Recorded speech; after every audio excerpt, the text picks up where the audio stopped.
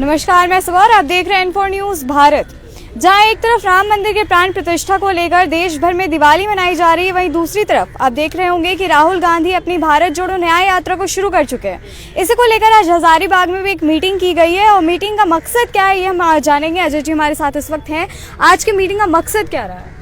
आज के मीटिंग का मकसद रहा कि देश में जिस तरीके से मोदी राज में बेरोजगारी बढ़ा है, महंगाई बढ़ी है, करप्शन भ्रष्टाचार का बोलबाला है, किसान स्ट्रगल कर रहे हैं, पंजाब वाली घटना आपने देखी होंगी, ऐसे तमाम ज्वलंत मुद्दों आज देश कर्जा के कगार पर 5 गुना लोन हम वर्ल्ड बैंक से ले चुके हैं। तो इतनी मोदी जी के राज्य में इतनी भ्रष्टाचार, बेरोजगारी, किसानों का जो साथ शोषण हो रहा है और यहाँ पर महंगाई अपने आप में आसमान छू रही है, ऐसे तमाम मुद्दाओं को हम जनता के बीच में, जनता के साथ लेकर के मोदी से न्याय मांगते हैं कि आप 10 वर्षों में देश को किस तरीके के रसातल में पहुंचा दिए और अपनी कमी छुपाने के लिए आप राजनीति का तुष्टीकरण करके धार्मिक उन्माद फैलाते हैं, धार्मिक तनाव पैदा करते हैं और सेंटिमेंटल बात करके वो चुनाव लेते हैं, न कि वो विकास की बात कर रहे हैं। हम उनको विकास के मुद्दा पर लाना चाहते हैं। अच्छा, भारत जोड़ो न्याय यात्रा की बात करते हैं। भारत जोड़ो न्याय यात्रा में अब न्याय वर्ड एक नया जुड़ गया। इससे पहले भारत जोड़ो यात्रा था, लेकिन भारत जोड़ो यात्रा का थोड़ा बहुत तो असर दिखा है। अभी हाल फिलहाल में कुछ राज्यों में इलेक्शन हुआ, अगर उन्हें इलेक्शंस की हम बात करें तो उस तरह का परिणाम भले ही अगर हम मिलाकर देखें तो देखने को मिल रहा है, लेकिन एक तर्क से अगर हम बात करें तो उस तरह का परिणाम हमें देखने को नहीं मिला है। तो ये भारत जोड़ो न्याय यात्रा राहुल गांधी खुद के लिए न्याय मांग रहे हैं या आम लोगों के लिए मांग रहे हैं? देखिए, सबसे बड़ी बात है, आपको हम बताना चाहेंगे कि छत्तीसगढ़ में हम बहुत कम वोटों से चुनाव हारे हैं। नेट टू नेट मेरा चल रहा था, कहीं 100, 150, 75 वोट से, इतने कम वोटों से हमने छत्तीसगढ़ में चुनाव हारे हैं। मीडिया भी नहीं जानती थी कि हम चुनाव हारे नहीं हैं, बल्कि हमको लगता है ईवीएम के द्वारा हराया गया है। मध्य प्रदेश में भी मेरा चुनावी समीकरण और वोट बैंक आप देखेंगे, वोट हमको ज़्यादा मिला है, उनसे वोट ज़्यादा मिला है, लेकिन हम हजार नहीं 500, 200, 150 वोट से हारे हैं। उसी तरह राजस्थान की भी बात आई है, लेकिन हमने करीब आपका यहाँ तेलंगाना हमने एक राज्य जीता है। तो हमारे कहने का मतलब हो, चाहे 5 राज्य में जो चुनाव हुआ था वहाँ पर हमारी स्थिति रही है कि हमने करीब एक राज्य में और 2 जगहों पर बड़ी कम से हम चुनाव हारे हैं। अगर बात करेंगे मोदी जी का तो देख लीजिए, मोदी जी हैं कहाँ? बिहार में नहीं है, झारखंड में नहीं है, उड़ीसा में नहीं है, बंगाल में नहीं है, तेलंगाना में नहीं है और 4-5 जगह पर हैं, वहाँ पर हम लोग नेट टू नेट उनको कंटेस्ट दे रहे हैं। उड़ीसा में आप जाके देखिए तो वहाँ पर नहीं है। तो ऐसा नहीं है कि मोदी जी का बहुत, इसी डर के मारे वो बेमतलब का ये वातावरण तैयार कर रहे हैं सेंटिमेंटल, चूँकि उनको ये पता है कि 2024 का चुनाव अगर वो महंगाई, भ्रष्टाचार, बेरोजगारी और किसानों के मुद्दा पर चुनाव लड़ेंगे तो वो हार जाएंगे। इसलिए विकास की बात छोड़ करके वो सेंटिमेंटल मुद्दाओं पर चुनाव लड़ रहे हैं। और राहुल गांधी जी भारत जोड़ो यात्रा के अंतर्गत सभी लोगों को पार्टी से जुड़ रहे थे, अपने जुड़ रहे थे। जो अलगाववादी और विघटनकारी शक्तियों ने मिलकर देश को सबको अलग थलग कर रही है, राहुल गांधी उसको समेट रहे थे। इस बार जिस तरीके से सदन में करीब मान के चलो 155 सांसदों को हटा दिया गया, टोटल विपक्ष के करीब 200 सांसद हैं, उसमें से आपका 155 सांसद को हटा दिया गया। मोदी जी चाहते हैं कि अकेला अपनी बात रखे और अकेला वो सुने। जिस तरीके के शंकराचार्य को ये राम मंदिर की स्थापना से उन्होंने बहिष्कार कर दिया, चारों शंकराचार्य जो कि हमारे 4 धर्म गुरु हैं, वो चारों शंकराचार्य आज इस राम मंदिर में वो मोदी जी के द्वारा उपेक्षा के शिकार हैं और चारों शंकराचार्य नहीं जा रहे हैं। वो कहते हैं कि अनकम्प्लीट मंदिर का इतना जल्दी मूर्ति स्थापित करना वस्तु शास्त्र के अनुसार उचित नहीं है। इस पर मंदिर के मामले पे भी आएंगे, लेकिन आप गठबंधन आपकी है और उसमें करीब 28 ऐसे पार्टियां हैं। लेकिन अगर गठबंधन की बात करें तो आप पहले एक चीज क्लियर कीजिए, गठबंधन जो है वो दिल से गठबंधन है या पार्टी के लिए सिर्फ गठबंधन है? राष्ट्र के लिए गठबंधन है, हम राष्ट्र के लिए। तो आपका दिल से उनसे है ताल्लुक? हमारा और उनका विचार दोनों जो है ना, सब एक साथ है। हमारे गठबंधन के साथ ही सारे के सारे लोग सभी जाति, समाज और लोगों को मिला करके राष्ट्र निर्माण करने की बात करते हैं। तो फिर अगर आप एक इस तरीके से एक साथ मिल करके राष्ट्र निर्माण करने की बात कर रहे हैं तो आप मल्लिकार्जुन खड़गे के आवागमन में खुश होने की बात कर रहे हैं, राहुल जी के आने की खुशी की बात कर रहे हैं, लेकिन नीतीश जी के आने की खुशी के बारे में आपने कोई बयान नहीं दिया। देखिए, राहुल जी हमारे पार्टी के नेता हैं और हमारा ये व्यक्तिगत कांग्रेस पार्टी का अपना कार्यक्रम है। जब हमारा इंडिया का कार्यक्रम होगा तो हम नीतीश जी का भी आने का खुशी मनाएंगे, हम यहाँ पर अखिलेश जी का भी आने का खुशी मनाएंगे, ममता जी का भी आने की खुशी मनाएंगे, क्योंकि वो कार्यक्रम इंडिया गठबंधन का होगा।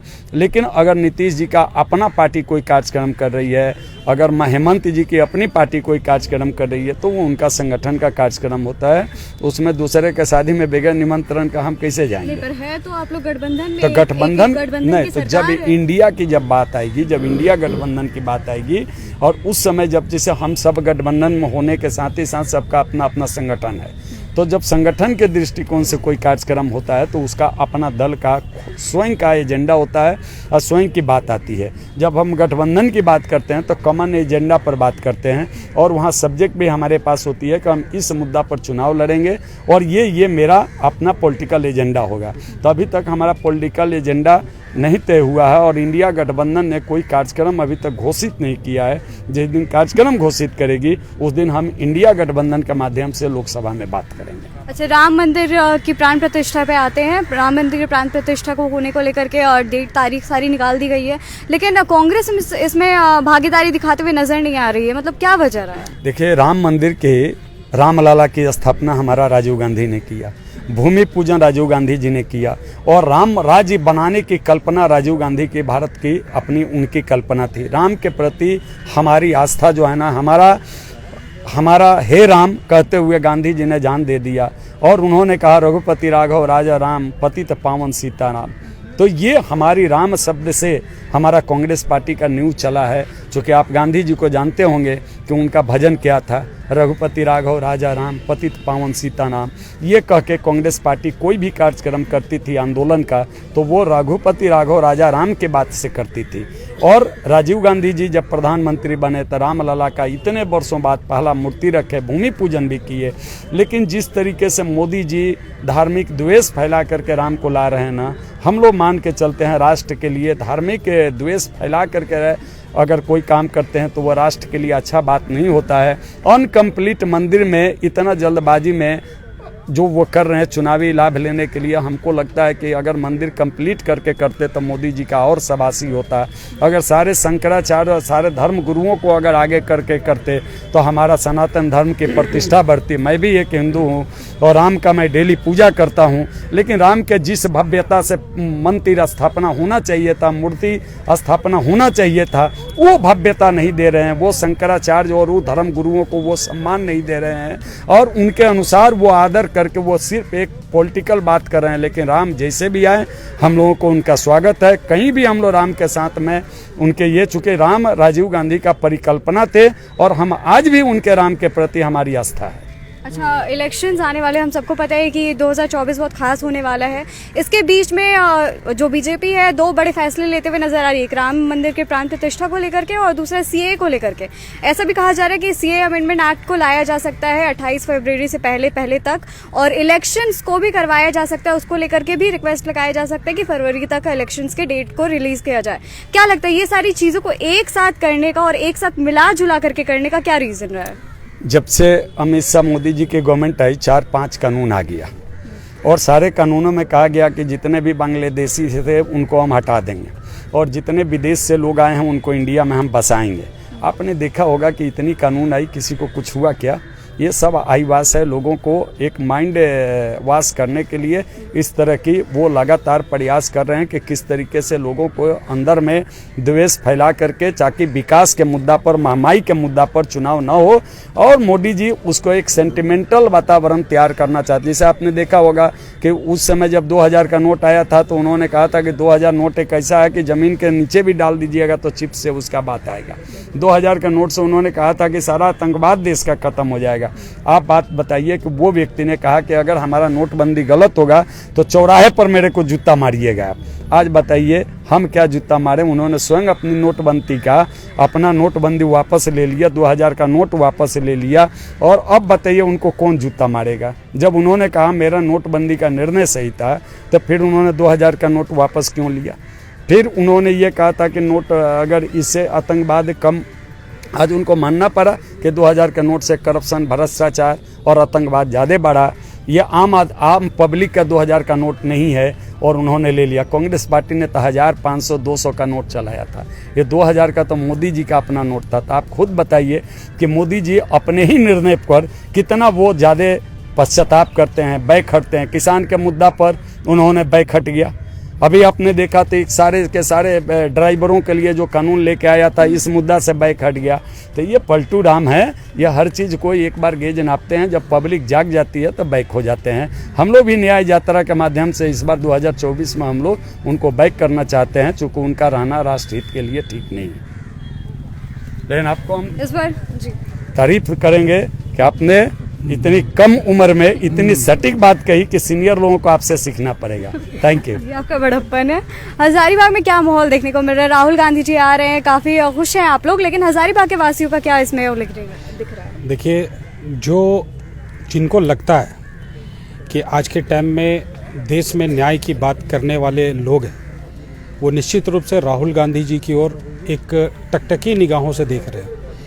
आज हम लोग बिल्कुल पॉलिटिकल पार्टी के लोग हैं और हम लोग पॉलिटिक्स करते हैं, लेकिन जहाँ पे बात आती है न्याय की, आज अभी जैसा कि हमारे प्रभारी जी ने कहा कि 3 राज्यों में जो चुनाव हुए, निश्चित रूप से विधायकों की संख्या के अनुसार सरकार बनना और बिगड़ना ये निश्चित माना जाता है, एक संवैधानिक रूल है, प्रक्रिया है। लेकिन जब वोट परसेंटेज की बात करें तो करीबन 10 लाख से अधिक वोट भाजपा से ज़्यादा हम लोगों को मिला। तो इसका मानना है कि जो 10 लाख से अधिक वोट हमको मिला, वो लोग भी चाहते हैं कि हमें न्याय मिले। राहुल गांधी या कांग्रेस पार्टी, हम लोग शुरू से हर एक वैसे लोगों की बात करते हैं जिनको दबे कुचले की आवाज़, आज हमारे राहुल जी जो न्याय यात्रा निकाले, मणिपुर में जो बात हुई और जिस समय जो 5 राज्यों की चुनाव हो रहे थे, उस समय के दौरान आपने देखा होगा कि एक नॉर्थ ईस्ट में भी इलेक्शन चल रहा था, पर उस समय हमारे आदरणीय मोदी जी जो बहुत अपने आप में एक माहिर है लोगों को लुभाने में, पर मणिपुर की घटना को लेकर नॉर्थ ईस्ट में जाना उन्होंने उचित नहीं समझा, क्योंकि वहाँ की जनता उनसे पूछती कि जो मणिपुर की हालात है, जो मणिपुर में आपने 2 समुदाय को बांट के वहाँ के राज्यों को जो बांटने का काम किया, ये कहीं ना कहीं उन्हें ये जवाब घेरती। इसलिए मोदी जी उस चुनाव में वहाँ जाना पसंद नहीं किया। उन्हें वहाँ जाना पसंद है जहाँ लोग उनकी तारीफ़ करें, उनकी वाहवाही करें, उनकी जय जयकार करें। ये सिर्फ उन्हीं को अच्छा लगता है। हमारे राहुल जी अभी जो न्याय यात्रा की बात कर रहे हैं, न्याय लेकर यात्रा को निकाले हैं, वो पूरे झारखंड नहीं पूरे विदेश में भी उसका डंका पीट रहा है। लोग उनको मान रहे हैं कि ये पहला शख्स है जो न्याय की बात लेकर पूरे हिंदुस्तान को जानने के लिए और हिंदुस्तान की बात को लेके पूरे हिंदुस्तान में घूम के लोगों के बीच में जा रहे हैं। अगर हम झारखंड की बात करें, झारखंड का सबसे बड़ा और ज्वलंत मुद्दा रहा है रोजगार। हम उम्मीद करें कि जब राहुल गांधी यहाँ पर आए तो वो रोजगार के मुद्दे पे भी बात करें। देखिए, झारखंड का ये मुद्दा नहीं है, ये मुद्दा पूरे हिंदुस्तान का है। अगर हम इसको झारखंड तक की अगर सीमित करें तो मेरा कहना होगा ये गलत होगा। आज आप आंकड़ा अगर निकालेंगे तो उसमें सबसे ज़्यादा युवाओं ने आत्महत्या किया। क्यों किया? ये झारखंड के लोग नहीं थे, ये पूरे हिंदुस्तान के युवा थे जिनका रोजगार छिनाया, जिन्हें रोजगार कम होने के चलते जिन्हें रोजगार नहीं मिला। आप अभी बोलते हैं कि आप जो पढ़े लिखे लोग हैं उनको बोलते हैं कि आप होटल में जाके नौकरी करें, आप ठेला लगा के नौकरी करें। पढ़े लिखे लोगों का अब यही काम रह गया। अगर आप अपने बच्चों को पढ़ाने जाते हैं तो क्या आप जाके उनको बोलेंगे कि आप एजुकेशन, अच्छा एजुकेशन हर माँ बाप का सपना होता है, हर माँ बाप का अभिभावक का सपना होता है कि एक अच्छा रोजगार मिले। तो आप अच्छी पढ़ाई करने के बाद क्या आप अपने बच्चों को दिल पे हाथ रख के बोलिए, क्या कहेंगे कि आप ठेला का पकौड़ा लगा के आप निकल जाओ और अपना एजुकेशन जो सर्टिफिकेट आप बनाए उसको टांग के वहाँ पे ठेला में पकौड़ा बेचो? ये नहीं हो सकता है। ये ऐसी कल्पना करने वाले लोग देश को गुमराह कर रहे हैं, देश को जुमलेबाजी में ढकेल रहे हैं और देश की जनता के साथ एक खिलवाड़ कर रहे हैं। ऐसे लोगों से सचेत होने की जरूरत है। धन्यवाद। इसी के साथ एक तरह N4 news Bharat. N4 news Bharat